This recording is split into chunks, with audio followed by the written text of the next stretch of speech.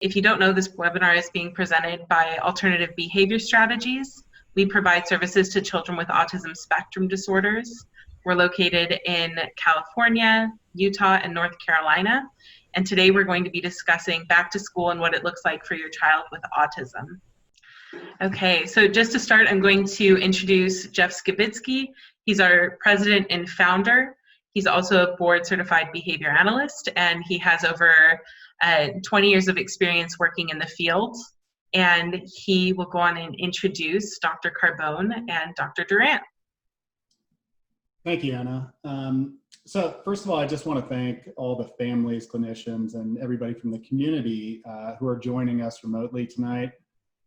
This has been an unprecedented last 4 months. I think it's been stressful for all families, for all of the clinicians who are in attendance.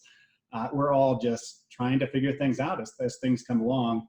And unfortunately, we're about to go into another step of that, which is what today's panel is really going to be looking at, is that back to school. And we have so many unanswered questions regarding this topic. And the focus of what we'll be doing isn't necessarily to give all the answers, because there isn't anybody out there who understands COVID to the level to be able to answer all the questions. But what we hope to do is give a guide, be able to provoke some good thought and discussion as far as being able to individualize each one of your child's plans and understanding the rationale and the reasoning that you might go with one decision versus another, so that you can sit down, reflect, and make that decision. I'm honored to be on the panel tonight with two leaders of the field of autism in Utah and North Carolina. I consider them valued partners, colleagues, and friends. And that's from left to right. You'll see Dr. James Durant, at least on my screen, and Dr. Paul Carbone. So I'll give a little bit of a brief bio, and then as I introduce them, they can wave in their box. So Dr. Carbone, can you wave to us, Paul? There we go. He's a general pediatrician. He has an interest in autism and developmental disabilities. He completed his residency at UC San Diego in '97 and continued on and joined the faculty at the University of Utah in 2006 in the pediatric department. So Paul works with children with disabilities. He's also in the academic world as well. His primary clinical responsibilities allow him to work with children with autism through a developmental program in Salt Lake City, and then a multidisciplinary program with the HOME program, which is a lifespan clinic, also in Salt Lake City. Additionally, Dr. Carbone is the chairperson of the Council on Children with Disabilities Autism Subcommittee of the American Academy of Pediatrics, and has lectured on the topic of ASD nationally and within the state of Utah. Most notably is that he was the keynote speaker for, Paul, correct me if I'm wrong. Oh, just let's get on with it. Annual conference.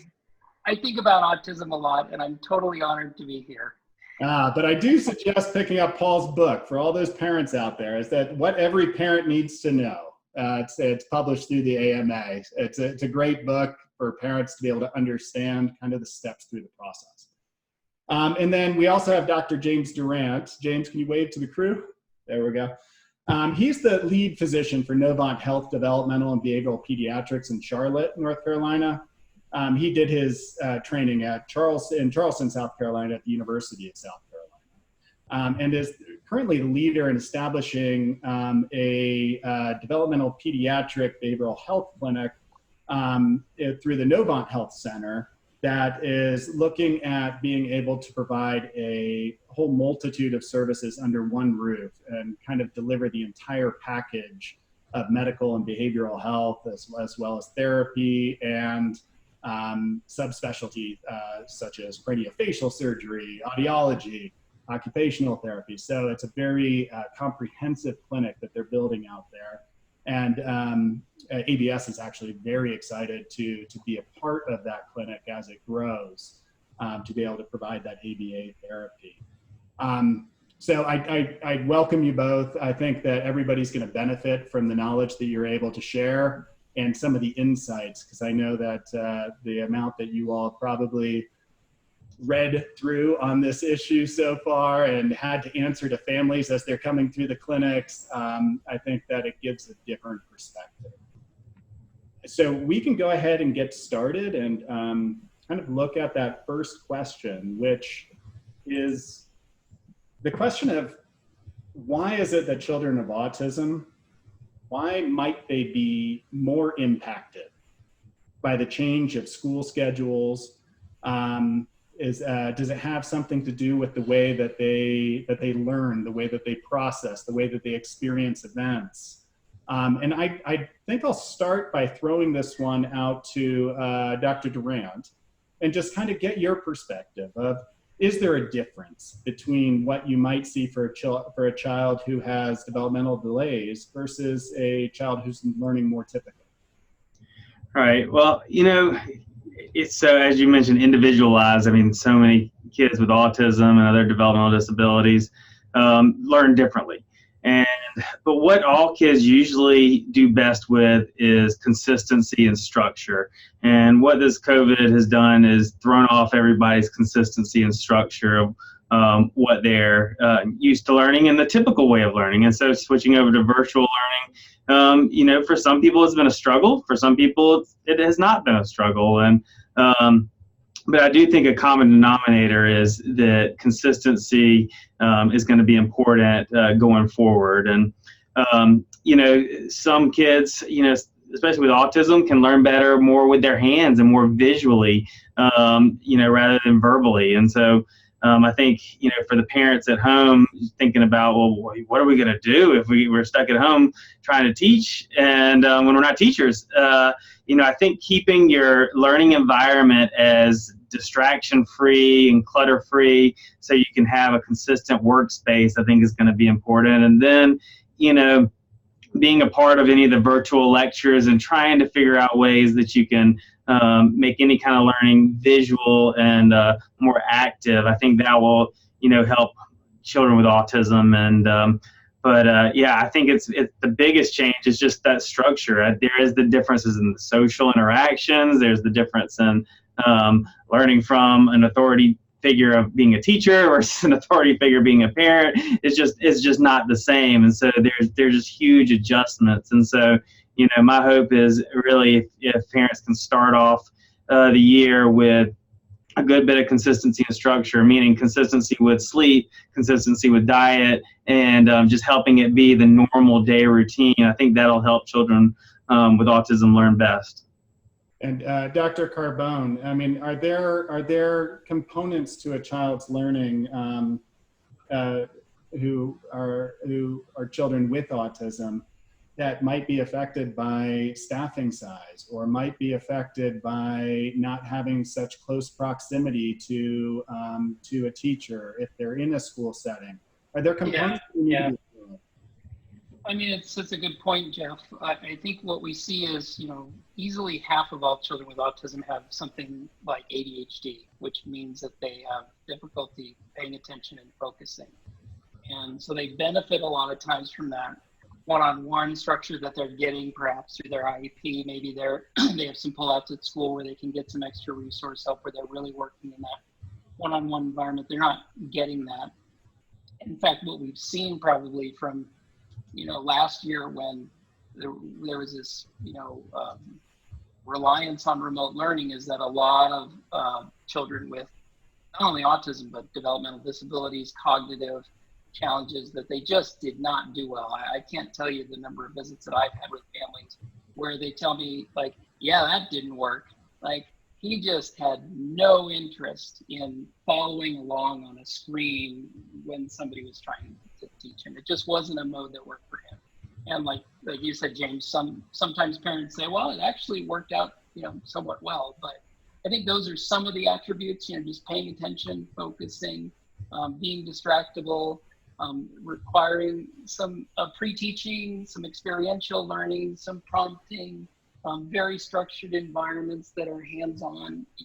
That's tough to get through a distance technology, isn't it? Yeah, and those are the things, thanks both Dr. Grant and Dr. Carbone, but those are the components that I would say for a parent just to make sure that they're advocating for, that they're evaluating through the process as they're learning or kind of as they're researching the model that's going to work for their child is, do we have the consistency? Is there an opportunity for more intense learning, more repetition, more staff interaction? Is there the possibility for hands-on learning? Are we able to create those safety precautions so that we can do it with social distancing? I think all of those things are key factors that we have to just be aware of, because there are unique differences for a lot of the children. And that's not all of them. There's going to be children that don't need all of that, but for a lot of the children to be able to kind of adapt to. So I guess on that same note, the next question that comes to mind for me is, so if these are the concerns, and you're looking at trying to decide as a parent how to approach the back to school conundrum, who are you bringing into that discussion?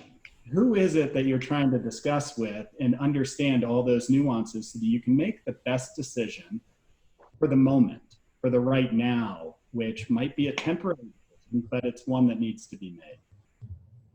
And I'll throw this one out to Dr. Carbone first. We'll switch roles.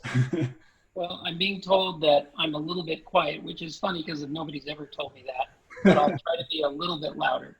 So, you know, I guess as a general pediatrician, I'll try to convince all the parents watching today that your pediatrician should be a part of that. I think that when you're thinking about, I mean, I guess, you know, we all need to be honest that there is risk going back to school. There's no way that you can completely take away risk. It can be mitigated, and hopefully we'll talk a little bit about things that we can do for that. But I think talking to your pediatrician about being the best prepared in terms of your child's health, your physical and your child's physical and mental health for the school year is going to be important. So, you know, that starts with like the good old fashioned well child visit, your annual physical. That's a time when you can go over with your pediatrician, you know, really important things like, you know, many people with autism have epilepsy. Well, so let's make sure that we've got our rescue medicines all up to date, that we've got our asthma action plan ready in case we get sick at school. Probably the most important thing that I've been reading about in research lately is that we're all behind on our kids' vaccines. You know, shame on us. This is very important. So the last thing we need is going back to school and having a measles outbreak or a whooping cough outbreak, which could absolutely happen. So, you know, by all means, get your vaccines up to date, get your flu vaccine. That's going to be really important this year. So there's a lot of really practical health aspects that I think, you know, your pediatrician can offer you, as well as sort of talking to your pediatrician about your child's behavior. And I know we'll be talking a little bit about our own mental health and our children's mental health, but I read a study yesterday that said that 1 in 4 parents across the country during this pandemic has said that their mental health has worsened. This pandemic has taken a toll on all of us, right? And 1 in 7 of parents are saying that their children's behavior has worsened. Now, these are just parents from across the country. Some of those will be parents of children with autism, and I'd be willing to bet that those families are challenged far more than parents of children without autism. So it's important to talk to your pediatrician about any concerns you have about behavior. You know, we treat co-occurring mental health conditions in children with autism. And so having visits over the summer or now when we can talk about, do we need to make a medication change? Do we need to make a plan to meet if after the first 2 weeks of school, things go really poorly? I assume that all of us, parents, children, everybody's going to have a lot of anxiety going back, transitioning back to school, especially if that includes some in-person learning experiences. So we're all going to, you know, we've all been sort of we've all kind of convinced our children that the world is a bit of a dangerous place, and now we're going to tell them like, okay, so like go back to school, and so there's going to be some anxiety there, right? So I guess that would be cover the pediatrician aspect for it. There's some nuts and bolts too that we go through. Whereas if the child has a certain group of conditions, things like diabetes, obesity, overweight, serious neurologic conditions, that those children are probably more at risk for getting serious illness from COVID-19. So, you know, those are discussions that I like to have with families before the school year starts rather than after, because those have been rich discussions with families about, well, you know, if he has epilepsy and he gets a viral infection, what's going to happen? And I said, what usually happens when he gets a viral infection? Well, he gets a lot of seizures. Okay, so that's going to have to be put into the equation about whether we go back and how we go back. Yeah, and one of the things that you brought up there, Dr. Carbone, kind of resonates for me. It's the fact that right now you have a lot of families who probably are struggling with a lot of the same questions that their kids are going to have to deal with right now, which is how much do I put myself in different environments? And that mental health strain that goes with that, because now they're responsible for their child as well in those same environments. I think those risk factors are very important to recognize and to kind of put into a larger weight on the scale of making decisions. But, and Dr. Durant, I'll throw this over to you, but when you're looking at trying to weigh the value of maintaining some of those supports as a family, are there components to that that you might say, hey, you know what, it's still very important to bring the team in to make sure that you're not suffering any of the regression, any of the gaps, because without support, the family doesn't have all the capabilities to kind of work through all the challenges that maybe other families don't have to deal with. Right. You know, Jeff, you know, during this whole time, you know, the amount of therapy or interactions with your team, whether it be speech therapy, occupational therapy, or a behavior therapist, has varied for the different families I've seen. Some have continued to do telehealth, some have continued to do in-person. You know, I think the biggest thing going forward to kind of help you with school is to really try to communicate, even if you can't see your team members in person. And so, you know, I agree with Dr. Carbone, you know, talk to your pediatrician. That's going to be so essential, talking about risk factors to make your decisions. And, you know, if your school physical, I know in North Carolina, they're doing a waiver so you don't have to do your school physical form this year, which we definitely disagree with, because your body changes and you still need that visit and its opportunity to talk about things.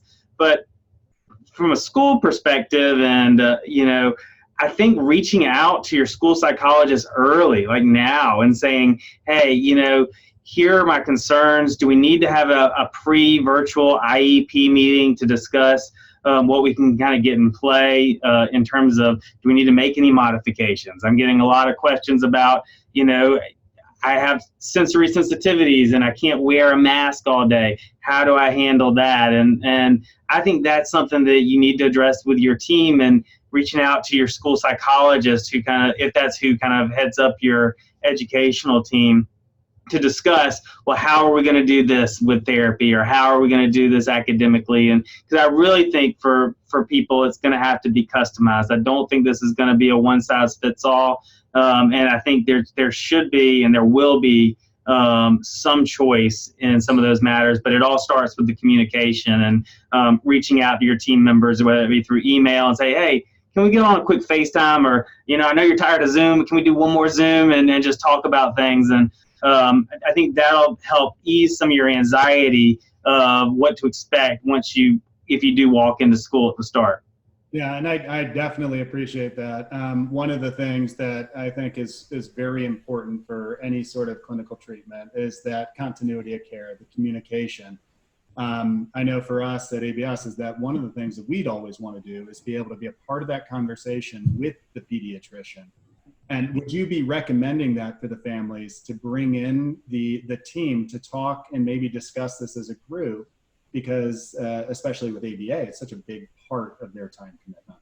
Yeah, absolutely. And no, I mean, from a physician standpoint, never think that you're burdening us with bringing people in. We love to hear different perspectives. We love to hear how you guys are doing and what we can kind of work together as a team. So yeah, I think that's an excellent idea, Jeff. Yeah, like Jeff, what I'm having conversations a lot of times with, just to give you an idea of how we pull in the team, I think is we've already had a lot of questions in our clinic about mask exemptions. And we know that that's, wearing a cloth face covering is one of those mitigation strategies that's been advocated by Centers for Disease Control, the American Academy of Pediatrics, and everybody else. And so I'm trying to work with families and saying, well, yes, there may be some people who have difficulty keeping masks on, and I'm sorry my audio isn't clear. Maybe what I'll do is I'll switch away from my AirPods. I'll try to get less technical. Is that better for everybody? Yeah, it's better, Paul. Because you need to hear me clearly. I'm a font of good information here. So, what was I saying? Oh, right. So working with families, instead of mask exemptions, let's consider mask wearing a life skill, just like anything else that we teach. And wearing a mask has steps, right? You gotta, maybe at first you tolerate it in plain sight in front of you, and then maybe you can touch it, and then maybe you can put it around an ear, and then maybe you can put it around both ears, and maybe you can be reinforced for wearing it longer periods of time. That sounds like ABA to me.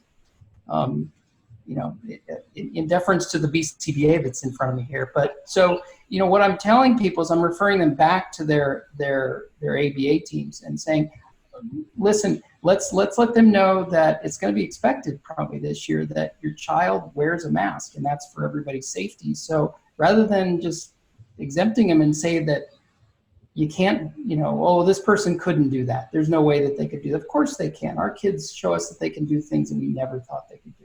This is a skill that they can master. So let's go back to the team and make this one of the priority sort of programs that we're working on. That would be an example of trying to coordinate. I think that's so important. And I think that also understanding those underlying health risks and all of that is important for the analysts to know, and for the rest of the team. I mean, for the school team to really understand how that will impact. And that actually right.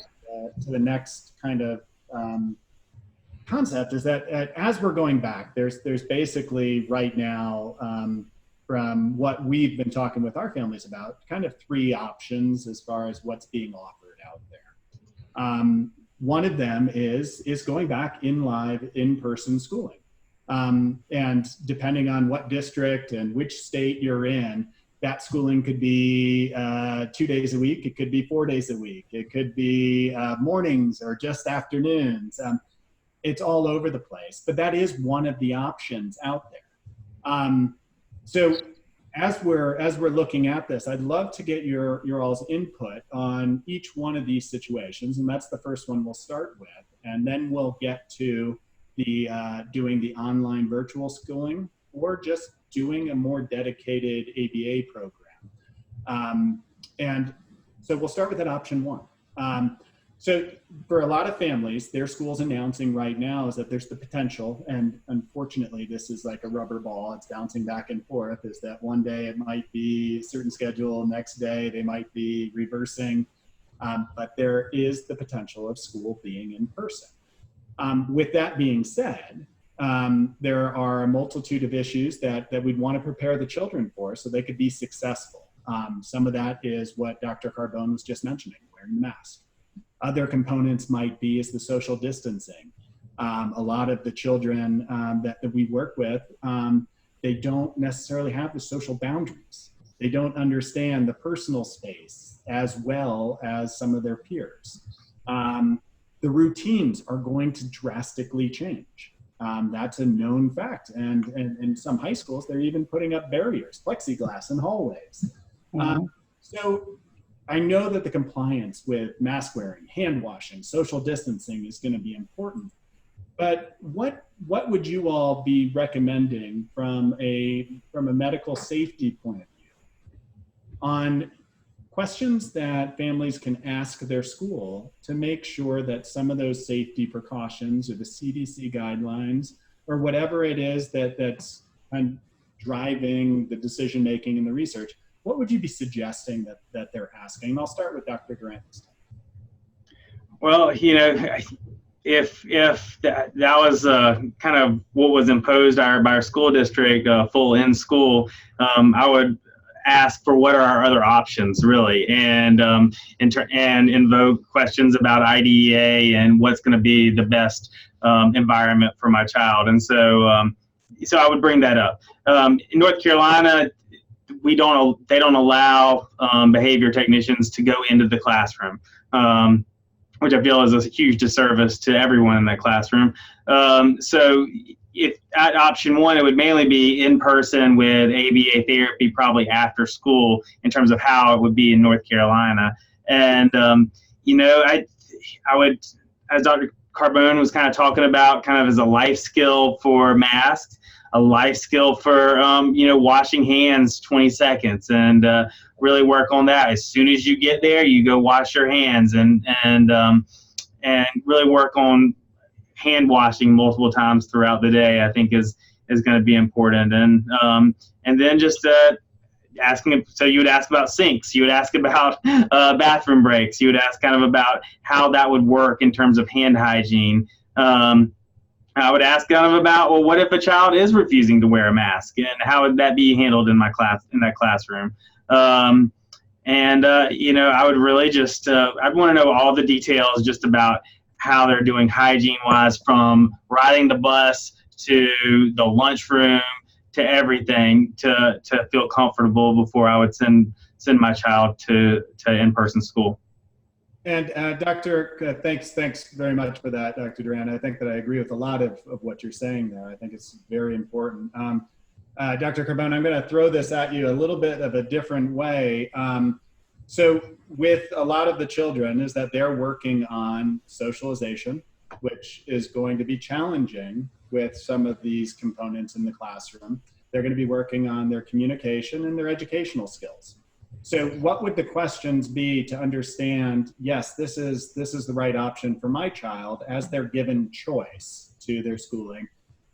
What would be the questions you'd be asking that would kind of dig into, is this going to benefit my child right now? Is it worth the risk? I mean, I guess, Jeff, I'd even back up a little bit more. I try to take advantage of the relationship that I have with families over time.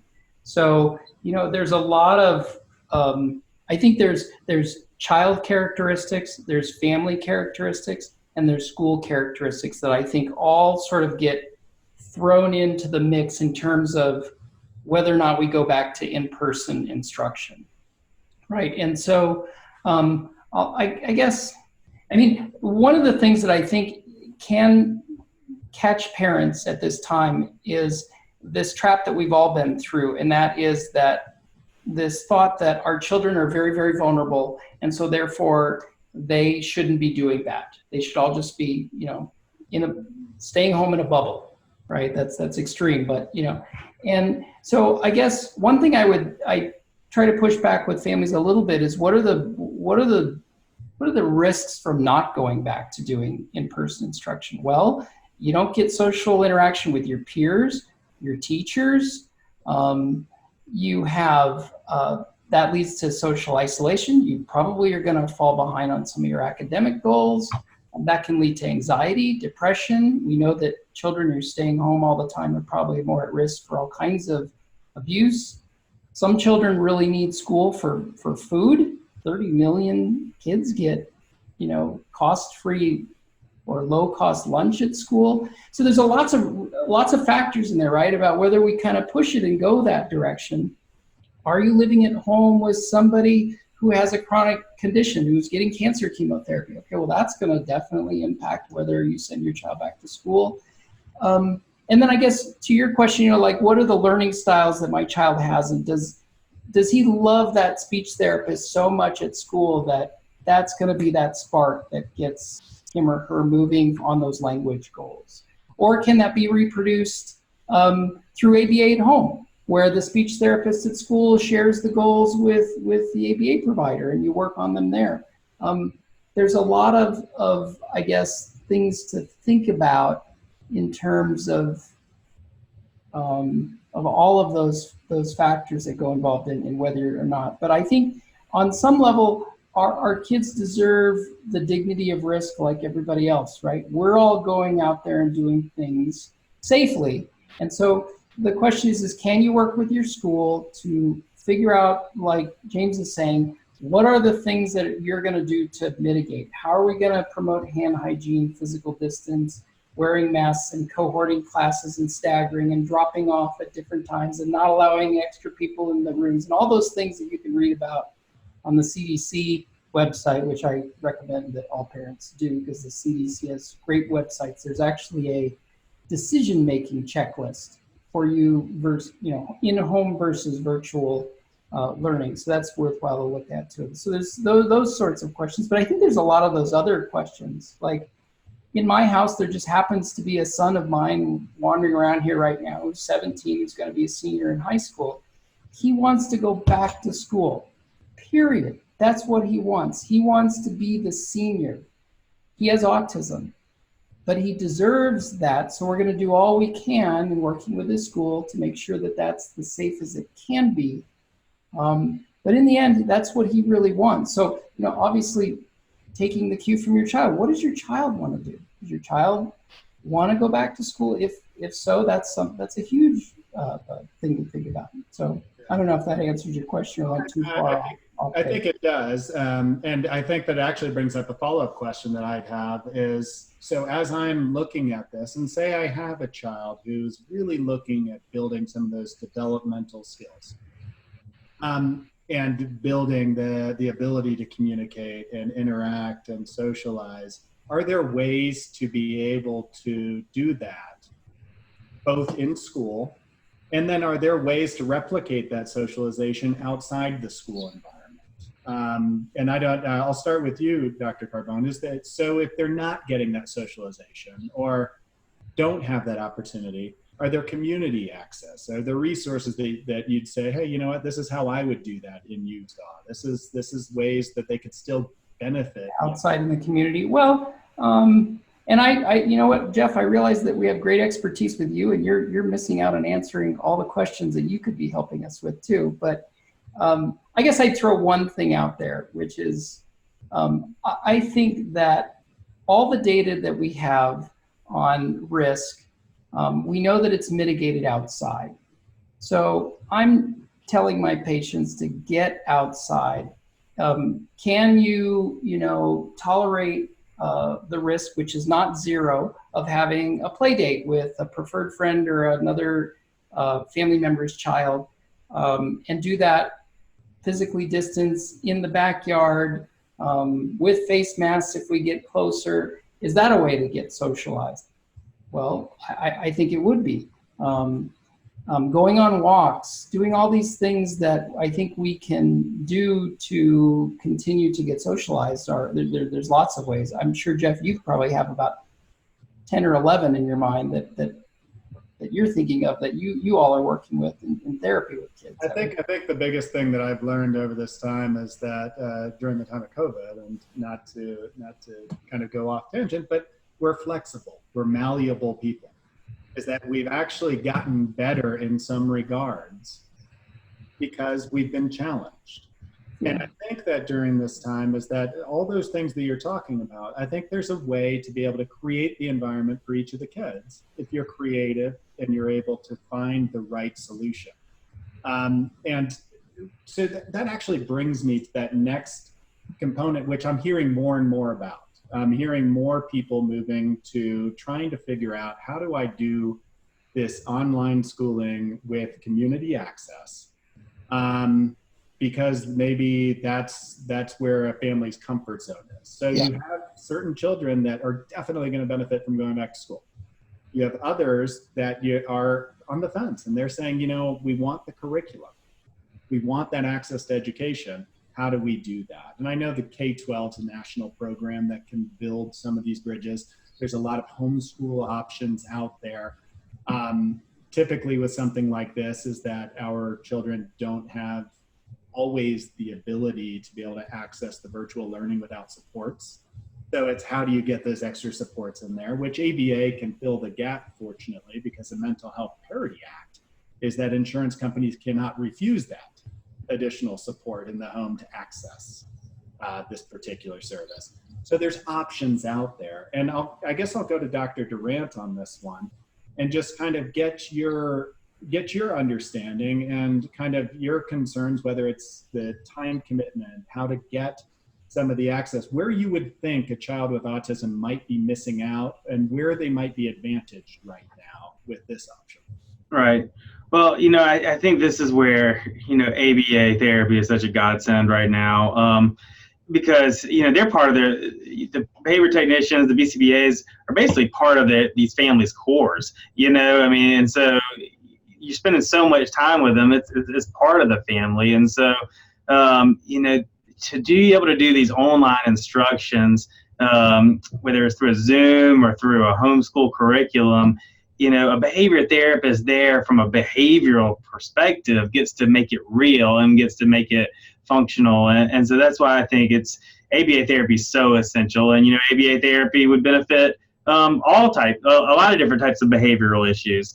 And it's a good thing that it's approved for autism, and I think it's going to be essential kind of going forward. I talked about, consistency and structure and a separate workplace where you're doing that work during the day, I think is essential. I think looking into ways to, from a technological standpoint, to help keep you and your children focused are good. There's software out there that you can help limit the distractions you can put on your computer. One of them that I have on my work computer that keeps me focused to do my notes is something called Focus Me. And another one is called Freedom. These are things that you can install on your computer that limits the distraction to getting on YouTube for 20 minutes that turns into 2 hours, or getting on Discord for too long, and utilizing those sort of things to set limits and structure with the tech part of it, I think is going to be helpful for you guys as a family. And if you have an Apple device, using the screen time settings can be really, really helpful going forward. And so those are all things that I think are going to be needed for the structure part of the in-home learning. And I do think utilizing your ABA team to help with that is going to be very, very important. Yeah, Something with autism like YouTube? Sorry. I had to throw that in. I mean, all kids like YouTube. I can't get my daughters off of it, but I mean, I would sort of add something there, Jeff, that maybe we all need to think about, and I getting to work with families. I think it's really important that we all ask the question as well, like, yes, if this is the way this child learns well. I've certainly met with some families and they say, he has never been more relaxed and happy since he doesn't have to go to school. He loves the online way. He's doing great, fine. But I think one thing to think about would be, how's that working for you? Can you be home? Are you in one of those jobs where you can be flexible and be available? And somebody's got to be there, right, to facilitate this learning. It's not like you just are going to put your child on there for hours at a time and just watch it happen. So, I think thinking about caregivers, we always put ourselves last, but I think caregivers that are overly stressed can't be effective caregivers and can't implement behavior plans from their ABA teams, right? So on that note, Paul, and I don't mean to cut you off because I do want to get back to what you're saying, but with the adaptability that a lot of ABA organizations, ABS is doing this right now, with being able to do either in-home or center-based, where we could be a little bit more stringent on space, staffing size, CDC recommendations, and treat it like a medical facility. I think that there are more options for families that are out there to be able to make the decision, do I want to do schooling, or do I want to do the online schooling and have somebody help support that? Or do I want to do an ABA program without the feeling of I'm constricted because of environmental issues? And they can make it about their child's learning processes more frequently now. but that's just that's kind of the way that I've seen the field shift a little bit. Now, would you have a fear about a child getting further behind in academics or getting further behind in their learning if they chose an online model? I'm sure there's got to be some reasons, pros and cons behind that. Yeah, and I guess it's all individualized, right? Like there's some children that learn great from these methods. There's others that just simply don't. And I would, I guess, pose another question back to this question by saying, is that the most important thing right now? It may be to a family that we just, he's at grade level, we want to stay there. He's accessing a regular education curriculum. He's got a cohort of kids. She's got a cohort of kids that she's really able to access, or she falls further behind. She's going to be put in a more restrictive environment. I mean, there's lots of things to think about there. But for some of my families, that's not the most important question. Like, okay, we'll fall behind, but the most important thing for us as a family is that we're safe. Some families actually think about that. That structured environment at school provides, enough help to prevent that. He's happy, she's happy so those are other things I think I would throw out. But certainly some children are going to fall. We know that. That's definitely happening. Yeah, and I think that's the important part, is to be able to prioritize. Yeah. And there's going to be certain children that you can structure in even more individualized things right now, where this might be a 3-month period of growth that they could have in certain areas that they might not have had before. And I think it's trying to really identify that and weighing pros and cons and discussing as a family with your. Sure. Yeah, that's a great point. I mean, maybe a family says, we want to work on self-help skills during this time. And that's the most important thing for her development right now. We want to get toilet trained. And this time at home provides us that opportunity to do that. Whatever it is, I think, families going through that checklist of like, what's the most important thing is a good point, Jeff.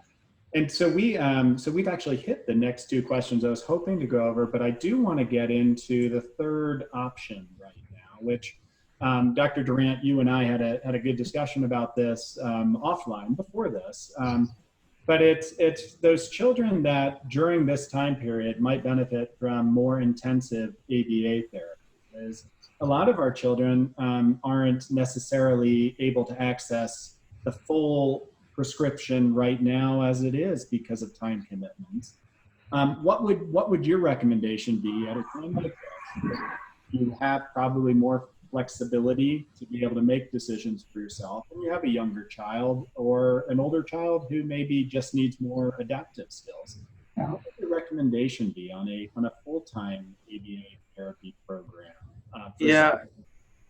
So, I try to tell families, with all these choices, we're in a season right now. We're in a season of COVID that this isn't going to last. We have the medicine technology that we are going to get a vaccine. We are going to get treatments that, and this is my personal opinion, but I think by Christmas time, we're going to have some help, whether it be through treatments or a vaccine. And so I try to say, we've got about 6 months where let's look at it in that chunk. If it's different in 6 months, we'll look at it and address it. But let's think of it in this season. And, in terms of considering full-time ABA therapy, I do think it's, that might be a little bit more of an age-based recommendation. The young kids where we know early intervention can have such a big impact, those 2, 3, 4, 5, 6-year-olds, I think full-time ABA is great. And, I think there's, you can't get that time back for ABA therapy. And so I think that's a great opportunity. For the older kids, I think weighing your strengths, your weaknesses of what you're doing at home versus what the school is doing. I think that's going to be an individualized personal decision that none of us have the right answers for because we all have little bits of right. I know that's not black and white at all, but even the experts have disagreements on kind of what we should be recommending. And so for the older kids, you just kind of have to see what works for you. And then at the end of the day, just say, this isn't going to last forever. This is a season, and we're going to get through this. And Dr. Carbone, do you have any recommendations on this? It sounds like, from what I'm hearing, is every step of this is individualized. That's exactly what I was thinking. As I look at these, I'm remembering all the conversations I've had with families over the last couple of months. So I have, to give you an example about a full-time ABA sort of potential model, or a full-time away from school getting functional skills help, if we want to put it that way as well, is I have a patient who has very severe epilepsy, and the family, said, if he gets sick, it's just not good. And also in doing some, further chatting, I don't know how much he gets out of school. This is a boy with more severe autism, who's nonverbal, who has a vision loss, and he loves the people that he works with individually, his therapists. He's 20, so he's in a post-high program. And the community outings that he has one-on-one with the agencies that he's working with, ABA included, are what he really values. So then it was an easy decision for the family. It's like, yeah, we're just going to do that full time. We'll just get more hours from other agencies. We advocated to, in our state it's called DSPD, but in other states it may be different. But we talked to the case manager and said, can we increase this individual's community supported living hours during this time, because this is what matters. So we did that. I had another family whose child had really bad chronic lung disease, a former premature infant, who, they've just, respiratory illness would push this child to the wrong direction. He's very young and he's got emerging skills, but he's really emotionally dysregulated right now, and working on ABA skills around emotional regulation with occupational therapy and with his ABA program just sort of fit the bill. So that's where we went with them. So I think it's just knowing families well and sort of talking them through what seems to matter to them most. And that's my take on this too, is that, all of these models can work. Mm-hmm. All of these particular care models is dependent on what the child needs right now. And right now we're at a time where none of us know what's happening. No one knows, not one of us knows the health ramifications of COVID. I know that Dr. Durant, you mentioned that there's studies that have lasting effects that they're looking at with COVID, with potential heart or other issues, and maybe you can elaborate on that. But I know that there are components we don't know about, but there's also that risk factor this might be worth it for me if I can do it safely, like Dr. Carbone was saying. And it's weighing that and trying to figure out what's best right now, knowing it's a temporary decision, but taking advantage of this time to do what's going to be best for your child for the long term. Dr. Durant, do you mind just kind of going over some of the concerns that are out there right now health-wise, but also giving just kind of one statement on your final thought before we get to some questions? Yeah. So, this virus is crazy. I mean, we're learning so much about it as we go. And so we're not sure always. And, you're going to have some camps of people that say, hey, most people around me are good. Let's go to school. We're great. And then there's, some of the more cautious people that are like, hey, we don't have all the information yet. Let's wait and hold off and be protective before kind of jumping into it. And then you got a lot of people kind of right in the middle. And I'm not an expert on adult medicine and everything, but I did read an article earlier this week, just about how the people that recover, that are fine after coronavirus, they've looked at the heart and they've looked at parts of the body, and there's some lasting effects there, and that we don't really know fully what that means long term, and whether it's a good thing or bad thing, we just don't know yet. And so, I am more in the cautious camp, that I think safety, and this is a season, this is going to end, and that we just need to make the best of these 6 months, and it's not going to be perfect.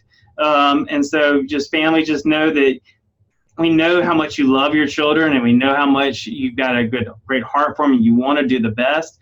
I really think if you weigh your options, and you make a decision, stick with it, be consistent with it, and just trust that, you've taken the data in and you know what you're doing, and you're getting good guidance from the people around you. But yeah, it's frustrating because it is not black and white. And that's why you're at the end of the day going to have to make that decision.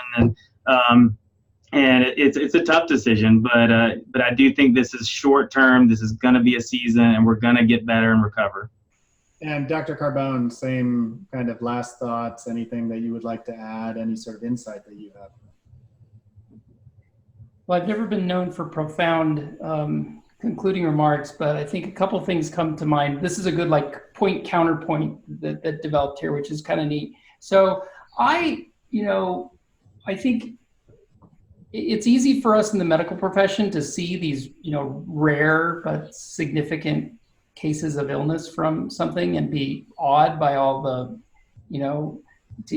we're following case rates every day, and these are real people who are being really affected by this virus. So I think it's easy to kind of pull back and say, let's just all hunker down. And there's certainly nothing wrong with that. I think we've talked about sort of the rationale behind that. But I think I've been impressed by reading the American Academy of Pediatrics sort of guidance on this particular issue, which maybe we can post that for parents, or the link, as well as the CDC. Both organizations are strongly advocating some form of students being physically present in school. And I know that when you have a child with disability, it feels like that's compounded, the risk is. And for certain groups of children with disabilities, like those with some of those conditions that we talked about, I think there is reason to be very cautious, but in others, maybe less so. And we know that there's potentially some detriment from not being in school. So I guess, that's a nice, we're James and I are kind of bookended here on this one a little bit. I'm not certainly advocating for a one size fits all like we talked about earlier, but I think that's sort of my final thought. And everybody obviously stay calm, talk to your kids a lot about COVID-19, and try to limit their screen time and access to all this stuff, because it causes us all a bunch of anxiety. I'm on a media holiday over the last 2 days, and I've never been more languid and calm. So Good for you. I guess that's another sort of pearl of wisdom maybe that I can come up with. Yeah, and I think what everybody is saying is that regardless of what choice is being made, is bring in a variety of thoughts, bring in a lot of players to help process through that decision, and be consistent. Make sure that what you're doing has a way for the child to be able to continue and access and maintain consistency during the time period. So prepare them, help them get the routines, and then make sure that the teaching is going to be effective. Find a way to be able to evaluate that over time, and use your team to help you do that. Anna, let's move this to a couple questions, because I think we've got about 5 minutes left, and I don't want to miss out on some of the questions, and hopefully we can get to at least 3 of them. Absolutely. So here's the first one. They say, my child's high school does not allow for an outside RBT, BCABA, or BCBA to provide services at the school. Is there a recommendation that you can make to remedy this? So that's a challenge right now. And I'm gonna start with I do a lot of advocacy work and access to care work. And what I will say is that one of the issues is the parent that is allowed us typically. You have as much support as you want through your team. But as a parent, if you go in there educated, understand what your rights are, understand IDEA, understand that your insurance company through mental health parity cannot disallow this.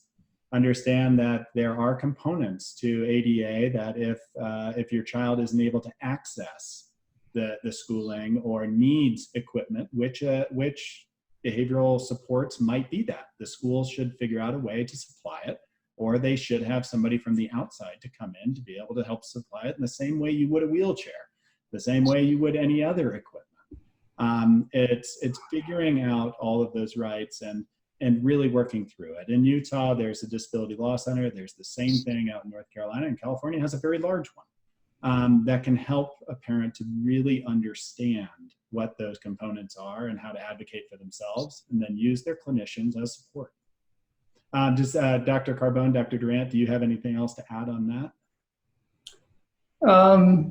I mean, I always feel a little counterpoint as well, I guess. I always feel like you get more bees with honey or honey with bees. I can never remember which direction that goes. But in terms of, sometimes this causes a lot of stress for families. Like, they won't let me do this. And so, you need to write a letter and tell them to do this. And so the way I try to approach these issues is, maybe it's good if I talk to somebody there at your school and we talk as respectful team members, and I try to do my best to say, why would this benefit you as a school? I think the reason why sometimes schools get defensive with other people coming in is they feel like they're being one-upped, like somebody's going to show us up on some behavioral prowess, or they feel like, oh my gosh, this person's going to advocate for more services than we can possibly deliver. So I think if you try to get to the cause of why somebody is hesitant to do something, and then you can convince them like, wow, this behavior analyst will really help you in minimizing maladaptive behaviors at school, and I think it'll go more smoothly for everybody. So if you can convince somebody that there's utility in doing it, sometimes you can have some success as well. Although I do agree with Jeff that sometimes you need to sort of like know your rights and go that direction as well. And I agree with you, Paul, is that you should be working through it as a team. And there are parent advocates that are out there to help support that conversation and that. Family voices, people like that, the state to state. Mm-hmm. And in Utah is that you can utilize the Utah Parent Center. Dr. Durant, in North Carolina, and who would you be recommending to help work through the advocacy sort of side of this to help families? I would honestly write your local representative, because that's what we as providers are trying to do to allow it to happen, and because there is kind of a wall there, at least in the big county that I'm in, and so your local representative, your school board. I don't think it hurts to write a letter, and I don't think it hurts to try to become friends with some of them and just kind of talk so they can hear your story a little bit. And I think Dr. Carbone made a great analogy and way to kind of explain to them why it's important to you, because that old saying, I don't care how much you know until I know how much you care. They need to know how much you care, and then they'll know a little bit more about your needs and your wants and see if they can make something happen. But that's a tough thing that we struggle with here in North Carolina as well. Yeah, and I couldn't agree with both of you all more. And I mean, the benefit if you are having to choose or feel like it's the best option for online schooling or ABA therapy right now is that this same battle wouldn't have to be fought. It's for the children who really want to get into the school with those supports, who need those supports outside, that maybe some of that coaching would occur. They should be advocating for themselves. Anna, do you have another question? Yes, I would like to say that we have reached time though, so if it's okay, we can extend a few more minutes, but I would like to propose that any question that was answered or asked, we can go on ahead and answer through our website.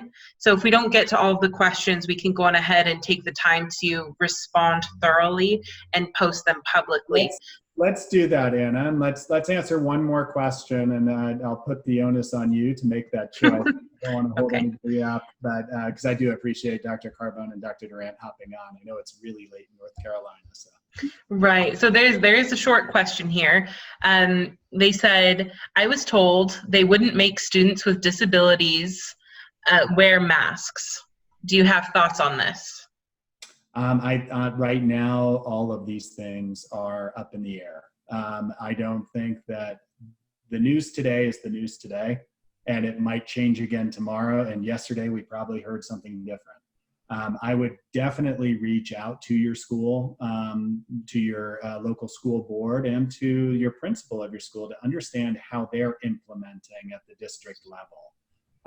But I'd actually, I would like to hear Dr. Carbone and Dr. Durant on whether or not this is something that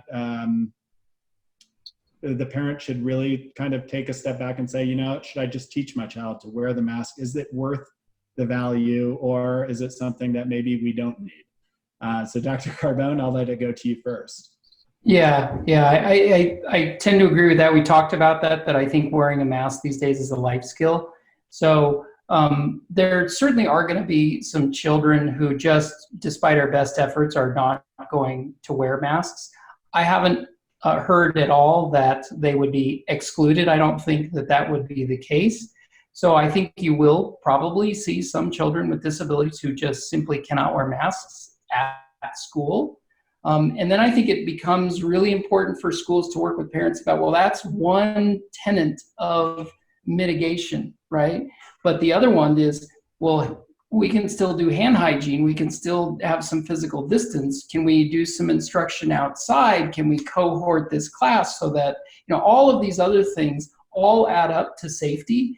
And so, you know, we don't need to put all our eggs in one basket. But again, I would default back to, let's work on that mask wearing, because that's going to get you access to your community, right? That's what we want. We want this person to access all the things that they love about their community. So if they really want to go to school, they're going to be probably a lot more welcome if they can wear a mask. And Dr. Durant, anything that you want to add on top? Yeah, I agree. I mean, I think that's a great thing that I'm going to be talking to my patients about mask as a life skill and practicing that just as you would practice any other skill before school starts. So, I mean, I think that's a great one. You know, if you're hung up on the kids, some kids aren't going to be wearing a mask and everything, you know, probably some kids I don't think are going to be wearing a mask, honestly. You know, we require masks in our office and they just can't keep them on, and they rip them off. It's going to be tough. It is. And I do think all kids should wear masks, and we're not writing exemption letters, and because we do think it should be a life skill and you should try to do it.